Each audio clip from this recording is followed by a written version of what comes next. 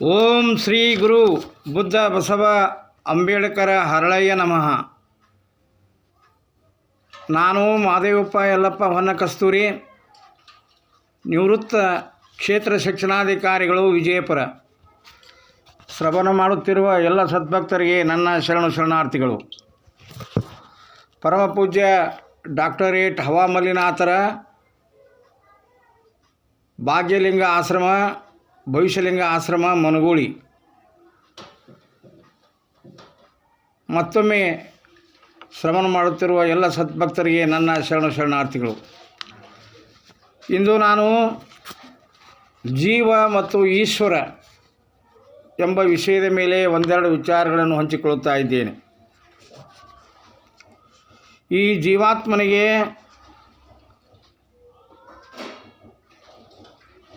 ಅವನು ಬದುಕಲಿಕ್ಕೆ ವಿದ್ಯೆ, ಸಂಪತ್ತು, ಉದ್ಯೋಗ,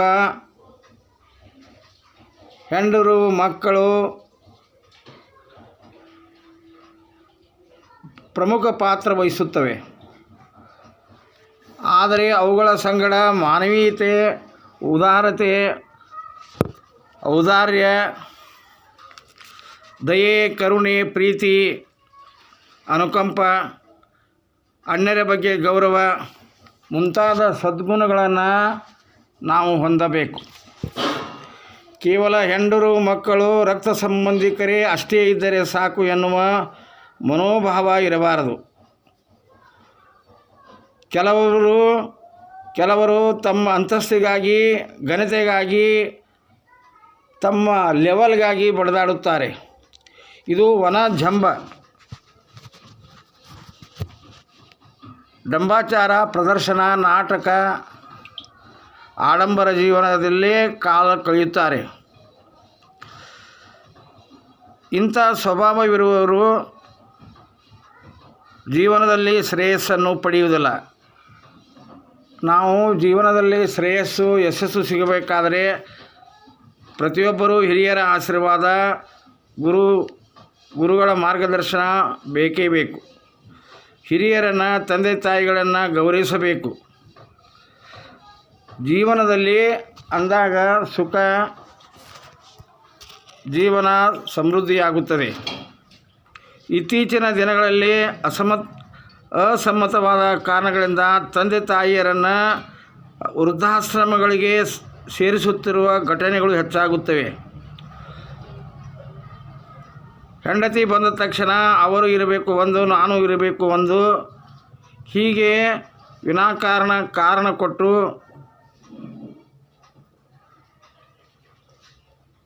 ವಿಭಕ್ತ ಕುಟುಂಬರನ್ನಾಗಿ ಮಾಡಿಬಿಡುತ್ತಾರೆ. ಇಂದಿನ ದಿನಮಾನದಲ್ಲಿ ಅವಿಭಕ್ತ ಕುಟುಂಬಗಳು ಬಹಳಷ್ಟು ಕಡಿಮೆ. ಹೀಗೆ ಇದು ಖಂಡಿತ ಒಪ್ಪತಕ್ಕ ವಿಷಯವಲ್ಲ. ಮನುಷ್ಯರಾದರೂ ಹಿರಿಯರ ಬಗ್ಗೆ, ತಂದೆ ತಾಯಿಗಳ ಬಗ್ಗೆ, ಅಣ್ಣ ತಮ್ಮಂದಿರ ಬಗ್ಗೆ, ಬಂಧು ಬಳಗವರ ಬಗ್ಗೆ ಪ್ರೀತಿ ಗೌರವದಿಂದ ವರ್ತಿಸಿ ಅವರ ಸೇವೆಯನ್ನು ಮಾಡಬೇಕು. ಅಂದಾಗ ಅವರ ಬಾಳು ಯಶಸ್ವಿಯಾಗುತ್ತದೆ. ಇದು ಎಲ್ಲವನ್ನೂ ನೋಡುತ್ತಾ ಇರುತ್ತಾನೆ ಆ ಈಶ್ವರ. ನಮ್ಮ ಜೀವನ ಸುಖದ ಸೋಪಾನವಲ್ಲ. ಜೀವಿತದ ಅವಧಿಯಲ್ಲಿ ಒಂದಿಲ್ಲೊಂದು ಕಷ್ಟಗಳು ಬಂದೇ ಬರುತ್ತವೆ. ಅವುಗಳನ್ನು ಸಹಿಷ್ಣುತೆಯಿಂದ ನಾವು ಸ್ವೀಕರಿಸಬೇಕು. ತಾಳ್ಮೆ, ಸಹನೆ ಇದ್ದಾಗ ನಮ್ಮ ಶ್ರೇಯಸ್ಸು ಆಗುತ್ತದೆ.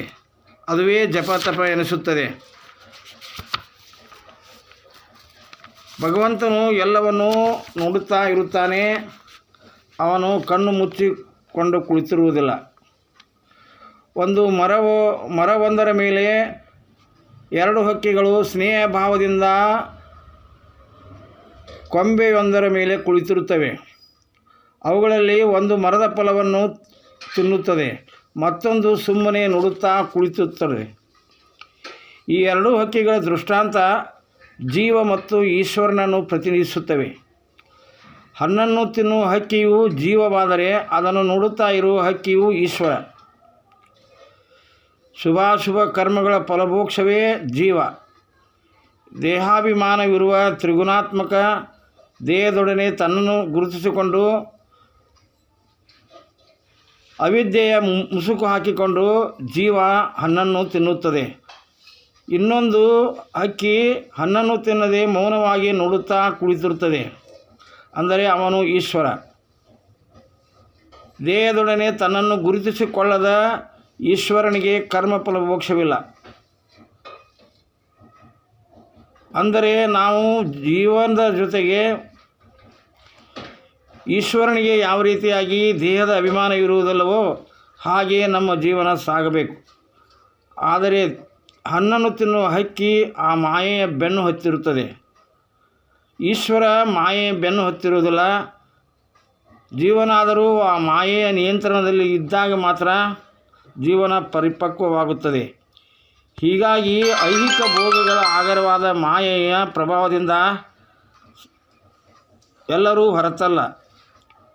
ದೃಷ್ಟಿಯಲ್ಲಿ ಸುಂದರ ಪ್ರಕೃತಿ ಮನವನ್ನು ಹಬ್ಬಿದ್ದರೆ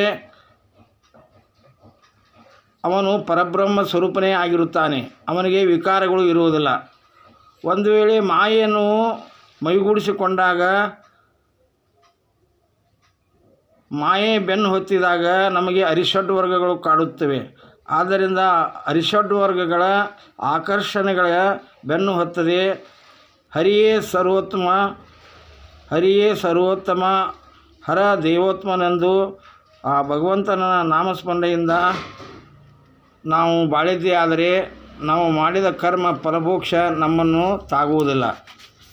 ಆದ್ದರಿಂದ ಸಕಲ ಜೀವರಾಶಿಗಳಲ್ಲಿ ನಾವು ದಯೆ, ಪ್ರೀತಿ, ಕರುಣೆಯನ್ನೇ ತೋರಿಸಬೇಕು. ಇನ್ನೊಬ್ಬರನ್ನು ನಿರ್ಲಕ್ಷಿಸಬಾರದು. ಸಂತರನ್ನು, ಶರಣರನ್ನು, ಹಿರಿಯರನ್ನು, ಗುರು ಹಿರಿಯರನ್ನು ನಿರ್ಲಕ್ಷಿಸಿದರೆ ಅವರ ಮಕ್ಕಳು ಸಹಿತ ಮುಂದೆ ಅವರನ್ನು ನಿರ್ಲಕ್ಷಿಸುತ್ತಾರೆ ಎಂಬ ಕಲ್ಪನೆ ಅವರಿಗೆ ಗೊತ್ತಿರಬೇಕು. ಆದ ಕಾರಣ ನಾವು ನಮ್ಮ ಮಿತ್ರರಾಗಲಿ, ಬಂಧುಗಳಾಗಲಿ, ಗಂಡರು ಮಕ್ಕಳಾಗಲಿ, ರಕ್ತ ಸಂಬಂಧಿಕರು ಆಗಲಿ ಆಗದೇ ಇರಲಿ, ಎಲ್ಲರನ್ನೂ ಸಮಾನ ದೃಷ್ಟಿಯಿಂದ, ಸರ್ವ ಸಮಭಾವದಿಂದ, ಸಮಾನ ದೃಷ್ಟಿಕೋನದಿಂದ ನೋಡಬೇಕು. ಅಂದರೆ ಸಾಮಾನ್ಯವಾಗಿ ಅದನ್ನು ಬಿಟ್ಟು ನಾವು ನಮ್ಮಷ್ಟಕ್ಕೆ ನಾವೇ ಸಂಕುಚಿತ ಭಾವದಿಂದ, ಅಜ್ಞಾನದಿಂದ ಬಾಳುತ್ತೇವೆ. ಮುಂದೆ ಅವರ ಜೀವನ ಅವರಿಗೆ ಅರಿವು ಇರಲಾರದು. ಆದ್ದರಿಂದ ಜೀವನ ಸುಖ ದುಃಖಗಳ ಆಗರವಾಗಿರುತ್ತದೆ. ಹಗಲು ರಾತ್ರಿ ಆಗಿರುತ್ತದೆ. ಏರಿದವನು ಇಳಿಯಲೇಬೇಕು, ತೂಗಿದವನು ನಿಲ್ಲಲೇಬೇಕು ಎಂಬುದನ್ನು ಅರಿತುಕೊಂಡು ಬಾಳಬೇಕು. ಅಂಥ ಅರಿವಿನಿಂದ ನಾವು ನಮ್ಮ ಜೀವನ ಸುಖದ ಸೋಪಾನ ಮಾಡಿಕೊಳ್ಳೋಣ ಎನ್ನುತ್ತಾ ಎಲ್ಲರಿಗೂ ಶರಣಾರ್ಥಿಗಳು.